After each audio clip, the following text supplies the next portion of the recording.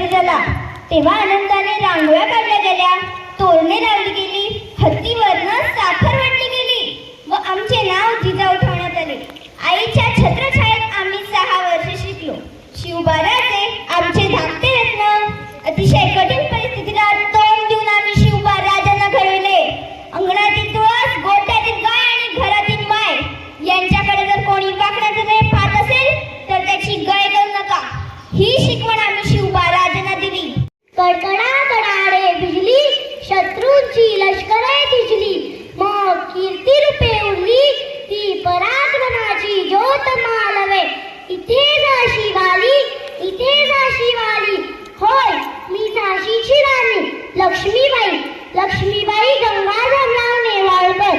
मी मूळची कोणत्याही राजघराण्यातील नव्हते. महाराष्ट्रातील पुण्याच्या पेशव्यांच्या आश्रयाला असणारा मोरपंत तांबे यांची मी मुलगी. आम्ही मूळचे जळगाव जिल्ह्यातील पारोळ्याचे. मी लहान असतानाच माझी आई वारल्याने मी दुसऱ्या बाजीरावांकडे आश्रयाला असणाऱ्या माझ्या वडिलांसोबत राहत असे. मोठे व पाणीदार डोले असणारे मी सर्वांना मोहून टाकले व मी सर्वांची लाडकी झाले. मला सगळे म्हणू म्हणायचे. बाजीरावांनी तर मला मुलीसारखे वाढवले. वाचनाबरोबरच मर्दानी शिक्षणही मला दिले. तेवढेच नव्हे तर घोडेस्वारी, तलवारबाजी, बंदूक चालविणे यांचेही शिक्षण दिले. यानंतर माझा विवाह झाशी संस्थानाचे राजे गंगाधरराव नेवाळकर यांच्याशी झाला. अन्याय आणि जातीभेदाच्या विरोधात लढा दिला.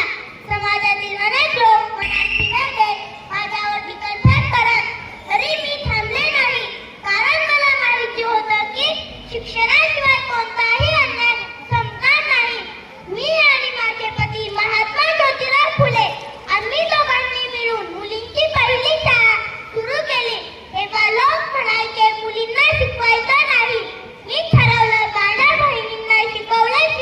बरोबर. मी डॉक्टर सौ आनंदी गोपाळ जोशी, भारतातील पहिली महिला डॉक्टर. माझा जन्म 31 मार्च 1865 रोजी पुण्यात झाला.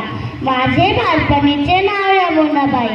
बालपणातच माझा विवाह गोपाळराव जोशी यांच्याशी झाला. गोपाळरावांनी माझे नाव यमुनाबाई बदलून आनंदीबाई असे ठेवले. मला लहानपणापासून शिकण्याची आवड होती, परंतु लग्नानंतर वयाच्या 14व्या वर्षी मी एका मुलाला जन्म दिला. परंतु वैद्यकीय सुविधा पुरेशा न मिळाल्याने तो केवळ 10 दिवस जगला. हीच खंत मला वैद्यकीय शिक्षणाकडे घेऊन गेली आणि मग मी डॉक्टर होण्याचा निर्णय घेतला. लता मंगेशकर. सर्वजण मला भारताची गानकोकिळा व गानसम्राज्ञी असे म्हणतात. माझे मूळ नाव हेमा असे आहे, पण सर्वजण मला लता दीदी असे म्हणतात. माझा जन्म 28 सप्टेंबर 1929 रोजी मध्य प्रदेशमधील इंदोर या शहरात झाला. माझे संगीत क्षेत्रातील गुरु हे माझे वडील मास्टर दीनानाथ मंगेशकर हे होते. मी जवळजवळ प्रत्येक मराठी भाषेत गाणी गायली, प्रत्येक भारतीय भाषेत गाणी गायली आहे. त्यामध्ये प्रामुख्याने हिंदी व मराठी गाण्यांचा समावेश होता.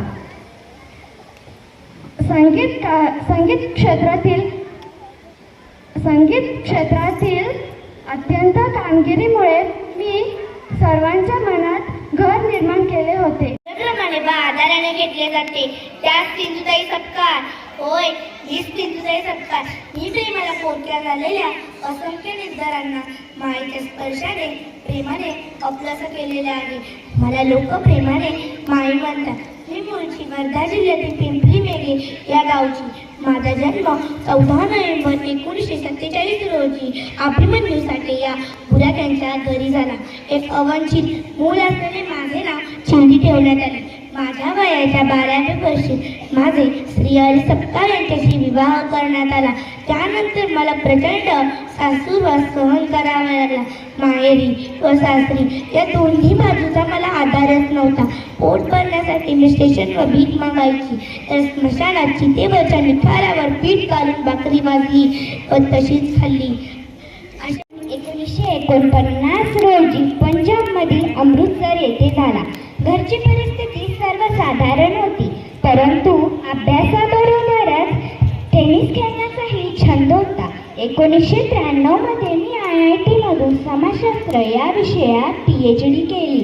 नंतर 1972 साली मी पहिली महिला IPS अधिकारी बनले. एक मुलगी शिक्षण घेऊन स्वतःमध्ये, घरामध्ये, समाजामध्ये अनेक बदल करू शकते हे मी दाखवून दिले. नवज्योती इंडिया फाउंडेशन या समाजसेवी संस्थेद्वारे मी महिलांसाठी अनेक कार्य केले. माझ्या यशस्वी जीवन कार्यावर आधारित कर्तव्यमय, विजयशांती, IPS तेजस्विनी असे अनेक चित्रपट तुम्हाला पाहायला मिळतील. मी पोलीस असताना अनेक मोठ्या जबाबदाऱ्या पार पाडल्या, पण सर्वात मोठी जबाबदारी म्हणजे दिल्लीच्या तिहार जेलची. तिथे अनेक प्रकारचे गुन्हेगार होते. त्यांना योग्य ती शिकवण देऊन त्यांच्यात चांगले बदल करून दिले. याबद्दल मॅग्नेसेस या पुरस्काराने मला सन्मानित करण्यात आले. तुम्हीही माझ्यासारखे असे मोठे अधिकारी व्हावं, या देशाची सेवा करा. जय हिंद. नारायण मूर्ती, पहिली महिला अभियंता म्हणजेच इंजिनियर. माझा जन्म 19 ऑगस्ट 1950 रोजी कर्नाटकातील शिरगाव येथे झाला. मी एक भारतीय सामाजिक कार्यकर्ता, प्रभावशाली लेखिका, उत्कृष्ट इन्फोसिसच्या अध्यक्षा म्हणजेच सुधा मूर्ती. माझे ग्रॅज्युएशन इलेक्ट्रिकल इंजिनियरमध्ये झाले. त्यावेळी फार कमी महिलांनी अभियांत्रिकीचे शिक्षण घेत होते. शिक्षण पूर्ण झाल्यावर टाटा कंपनी टेल्कोमध्ये पहिली महिला अभियंता म्हणून माझी निवड झाली. मला 2006 मध्ये सरकारने 4थ्या सर्वोच्च नागरिक सन्मान पद्मश्री व 2023 मध्ये 3ऱ्या सर्वोच्च नागरिक सन्मान पद्मभूषण हे पुरस्कार प्रदान केले. कृतीशिवाय दृष्टी एक फक्त स्वप्नच आहे. दृष्टीशिवाय कृती एक फक्त वेळ घालवणे आहे. परंतु दृष्टी आणि कृती एकत्रितपणे जग बदलू देऊ शकतात. धन्यवाद.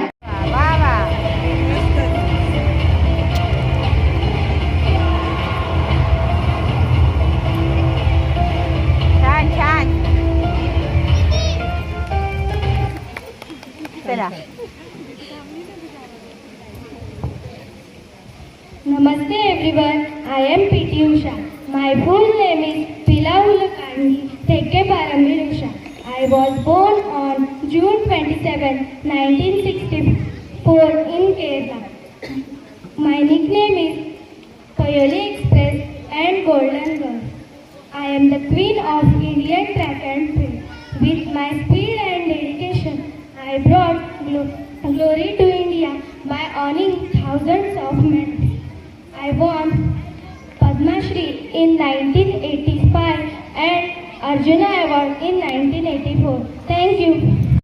I am Indian origin American astronaut. My date of birth is 19 September 1965 in Ohio, USA. My mother name is Boni Pandey and my father name is Deepak Pandey. My mother started her career by joining the US Navy. I am selected by NASA in 1990. I spent 322 days in space during 2 missions. I hold the record for longest space flight by a woman. I am a second woman for Indian origin to have been selected by NASA for space mission. Thank you.